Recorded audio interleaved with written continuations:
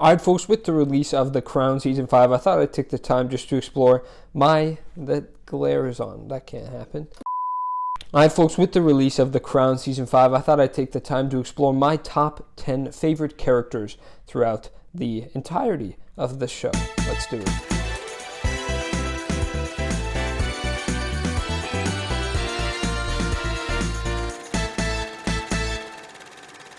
Folks, before I get into this, I am, as always, curious what you have to say. So if you have seen the show, please don't be afraid to let me know what your list might look like. Or, even if you don't have a top 10, you don't want to take the time, that's understandable. Just tell me some of your favorites, some of your favorite characters, some of your favorite actors, or if you agree or disagree with me, as always, I promise you I can take it. You can let me know. What are you talking about? With that being said, let's get into the top 10. I do also actually just want to say before we begin that The Crown is a show that the portrayals, the acting, the characters, the writing of the characters is the best part about the show. So obviously there are a lot of phenomenal actors. Just because they didn't make the top 10 doesn't mean they're not good, but these are unfortunately my top 10 favorites. It was a tough list to make. There were a few that I had to exclude that I'm not very happy about. But these guys cracked the list. Coming in at number 10 is actually going to be a new addition to the cast in Season 5. It's going to be Dominic West as Charles. And he does a good job of carrying off of Josh O'Connor, the previous Charles, but also giving enough to this portrayal. You get a lot of the same childish antics, but in general, this Charles feels a lot more responsible. And I really actually like the social action nature of this Charles. He really tries to come into the role as king, even though he is not king, obviously.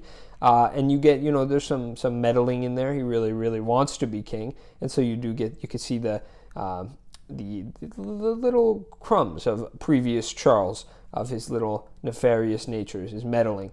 But overall, more responsible. The relationship here is tearing him apart. And phenomenal character, first of all. One of the best characters in the entire show. Not a great guy at times, really hard to root for at times, and then other times you're just deeply sympathetic.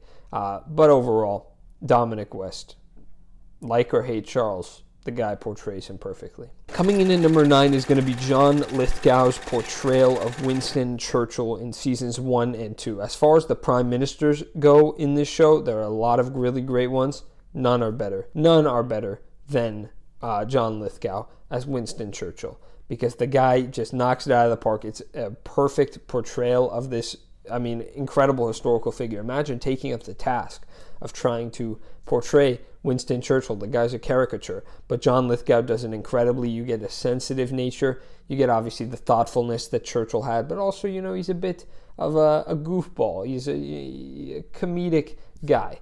And I think John Lithgow really does well to that, and especially his role in the story of him being the first prime minister for Queen Elizabeth and his mentorship for her. It's a really special relationship that I think he does very well.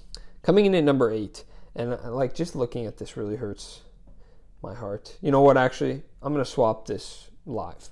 Coming in at number 8 is going to be Elizabeth Debicki as Princess Diana. She was actually number 7, but I am going to just move her down a little bit.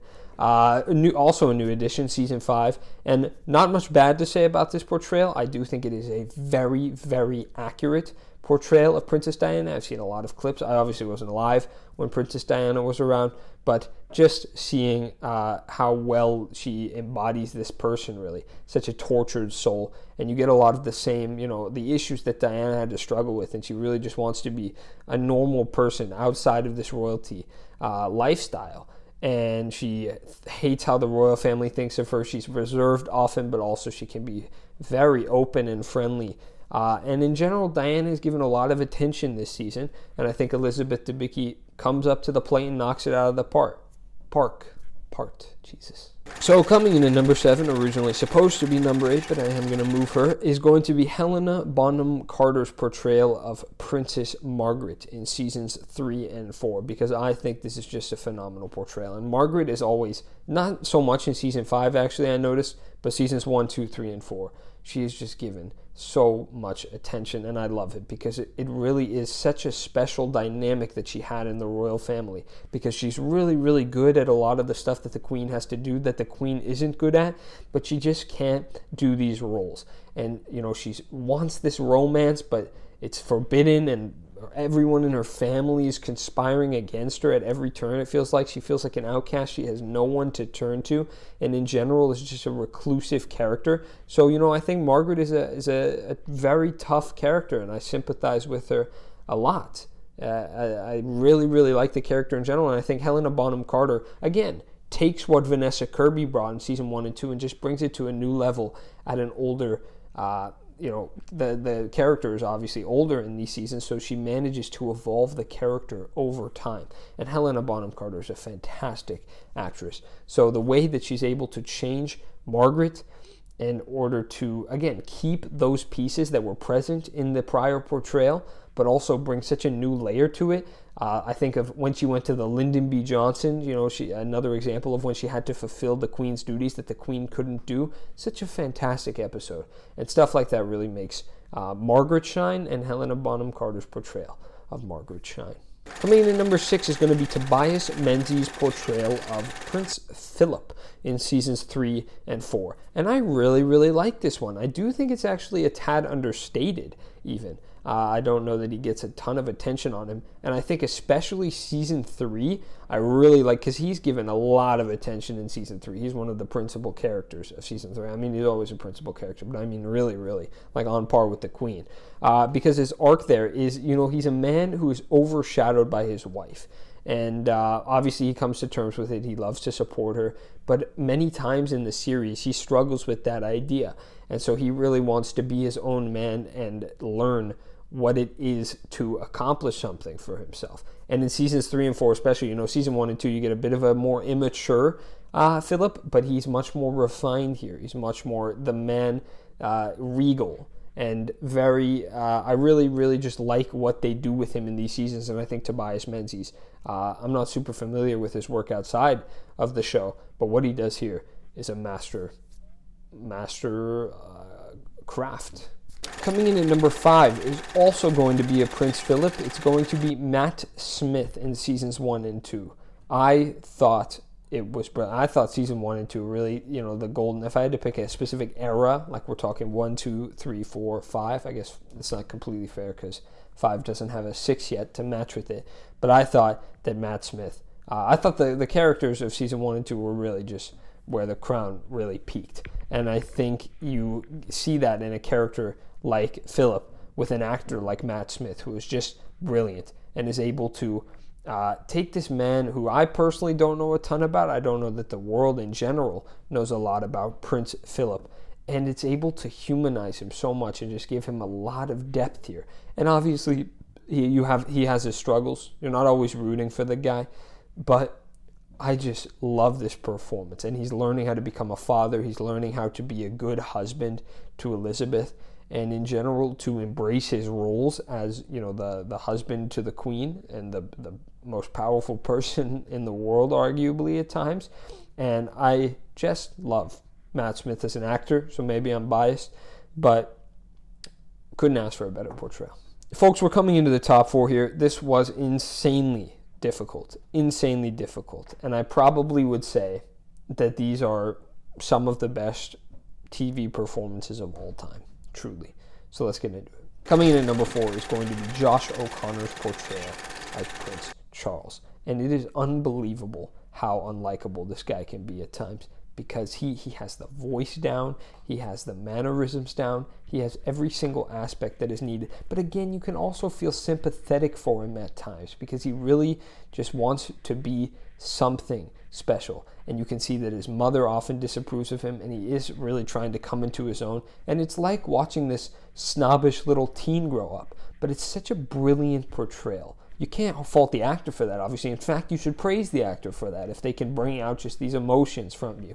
And it is shocking how good Josh O'Connor is at portraying this guy, this character, and showing all the facets of him. And especially in season 4, when you get into his relationship with Diana, does it get better, folks? like just such a good performance. You can see how much it angers him when Diana takes the spotlight away, or when his mom takes the spotlight away from him, because he needs to be in the spotlight. Such a fascinating character. Coming in at number 3, and again, this might be a little bit personal bias because I adore Vanessa Kirby. It's going to be her portrayal of Princess Margaret. And the reason is because in seasons 1 and 2, I spoke about it a little ago with Helena Bonham Carter, but Princess Margaret really shines. She is in the spotlight for a lot of season 1 and 2. And again, these seasons are all about people coming into their roles and learning what they have to do with their roles. Matt Smith as Philip had to learn, how to be the husband to the Queen. The Queen herself had to learn how to come into that role. And now Vanessa Kirby as Margaret has to learn how to come into the role of not being the Queen. She's not the Queen. She doesn't have those responsibilities that the Queen has. She has a completely different set of responsibilities, but it's not ones that she's good at. And in turn, she is good at the responsibilities that the Queen has. And she is good at having the spotlight, and she just wants to be loved. She wants these relationships that just keep getting taken away from her sister, from her mother. She's a character that feels completely betrayed by everyone she knows and loves. And so these early stages of Margaret's life, where she's really just trying to find happiness and it's getting stripped from her at every single turn, and it's just every facial expression, it is insane how good these actors are at becoming these characters. It is absolutely insane, because you can just feel for her so much. And you just want to hug Margaret and be like, it will be okay. She is brilliant. Brilliant, brilliant, brilliant. Number 1 and 2. This was tough, but I think I made the right call here. Number 2 is going to be Emma Corrin, her portrayal of Diana. And this is especially remarkable because she only got 1 season. She didn't even really get the whole season. She wasn't the focus for a lot of it because season 4 dealt with a ton of stuff. And I really just would have liked, when I finished season 4, and I knew that they were going to switch up the cast for season 5, but I hoped and prayed maybe, just maybe, we're going to get Emma Corrin back. Of course, I don't think that would have been the best decision because obviously you have to age everybody up. And I thought Elizabeth Debicki did a great job because, she's on the list for God's sakes. But Emma Corrin managed to do something phenomenal with this character. Obviously, Diana is this incredibly important historical figure that so many understand and just relate to. This person who struggled for so long with so much behind the scenes that we just weren't aware of. And Emma Corrin brings such a sensitivity to this role. And oh my God, when I just talk about her performance, I just remember the little bits and pieces of it that made it so special. The little sly smirks that she gave and her head tilt. Like, this stuff is just so good. And I just associate it with Diana now because of the portrayal given by Emma Corrin.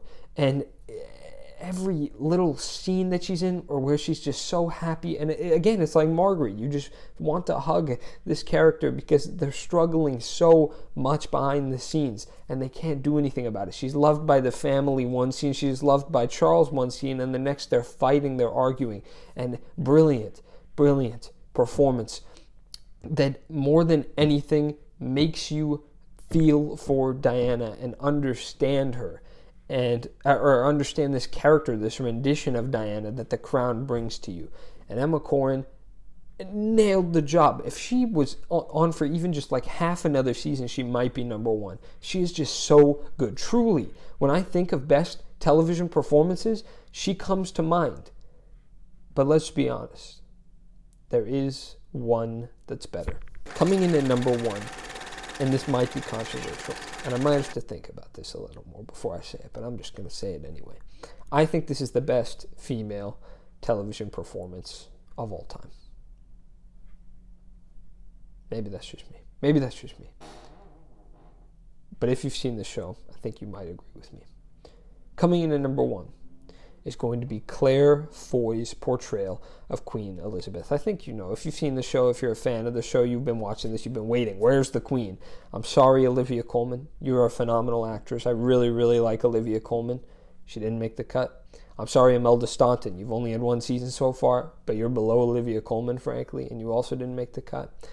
But Claire Foy's performance as Queen Elizabeth, look, you really got a disservice Olivia Colman and Imelda Staunton, because there was just no way you were going to beat Claire Foy's portrayal of Queen Elizabeth. Because as I've said for Margaret, as I've said for Philip, season 1 and 2 are about characters coming into their own and trying to find out who they are, who they need to be. And there is no one, not a single person, that embodies that more than Queen Elizabeth. And so Claire Foy's portrayal of Queen Elizabeth is stunningly good, because at every turn, this is a Queen Elizabeth. I mean, we know this person. She's such a significant figure in history, and yet we don't know the early stages. I mean, I certainly wasn't. Most people weren't alive when the Queen started out. And so for us to see and be shown the journey that she went on in her early days as Queen, not just is fascinating, but it's riveting content. Just seeing her have to deal with every little thing, whether it's, prime ministers that she has to struggle or pick a fight with, or really making her place known. She really has to, because, a lot of people doubt her. They don't necessarily look up to her as a queen because she's young, she's a woman, and unfortunately at these times, obviously men had the positions of power, and she has family issues to deal with, not just Philip, who she has relationship struggles with, seasons 1 and 2, and obviously he feels insecure in his role as the husband of the Queen, and so she has to deal with that all the time. She has to deal with her sister Margaret's issues, and has to make some really tough calls for Margaret and for the royal family in general, what she believes to be right. And obviously she's not perfect. She knows that she's making multiple mistakes, but it's so fun watching this inexperienced queen come into the role. And Claire Foy's performance, it is set a precedent for any portrayal of any historical figure or just any acting in general. Like, it does not get better than this. I truly think this is just a shining example of acting in general. When you take on a character, you take on a task as big as portraying the Queen of England, and you do it with this much poise, with this much perfection, talent, it's so admirable. I have so much respect for all of these actors on this list. But again, as I said, especially these top people on this list, you guys, hats off to you. I mean, Jesus Christ. Does it get better? I'm personally not sure. Claire Foy as Queen Elizabeth is going to be number 1. All right, folks, so I've been going on for a while. Jesus Christ, this is going to be a hell of a video. But I mean, I got passionate because I really do love this show. I think you can tell when I get passionate, I love the thing. I love this show. I love these characters. I'm really glad I did this video, actually. If you disagree or agree with anything, as I said at the start of the video, please let me know down below. Yeah, the usual, guys. That is going to, I think, end it for my Crown content this little season. When season 6 shows up, I might have some more. Let me know if you have any video ideas, any Crown video ideas. There's not much to explore here. I think I've about done it all. But if you have any, maybe an episode ranking, I don't know. I don't know if I could even do that. A lot of them I don't remember very well. But whatever you guys want to see, let me know down below. I am a man of the people. I'm like the Queen in that regard. Folks, I've been EDPC Reviews. You've just been the absolute best. I will see you in a year or so for Crown Season 6. It'll probably be more than a year, but whenever it comes out. Bye-bye.